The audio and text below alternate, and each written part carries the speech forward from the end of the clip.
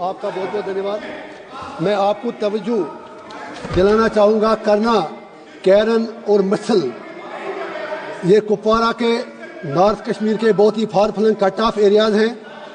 वहाँ टनल की व्यवस्था चाहिए। 6 महीने कट ऑफ रहते हैं, 6 महीने कोई ट्रांसपोर्ट नहीं, कुछ नहीं। वो लोग 6 महीने भगवान भरोसे रहते हैं।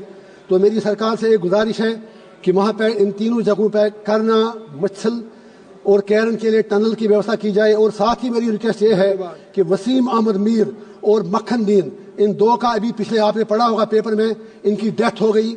फोर्सेस के हाथ एलिजिबिलिटी, उसकी इन्वेस्टिगेशन होनी चाहिए। हमारा खून सस्ता नहीं है, हमें जीने दो, हमें जीने का हक है। हमारे खून की कुछ कदर करो, कुछ लाज रखो। क्यों रोज वसीम मीर की खून की जरूरत पड़ती है हमारे फोर्सेस को। इस बात की मेरी गुजारिश है अपनी सरकार से, इसकी फुल्ली इन्वेस्टिगेशन हो। और जिन लोगों ने भी उनको गोली मारी,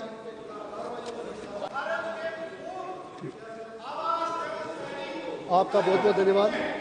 मैं आपको तवज्जो दिलाना चाहूँगा, करना, कैरन और मसल ये कुपवारा के नॉर्थ कश्मीर के बहुत ही far flung cut off areas हैं।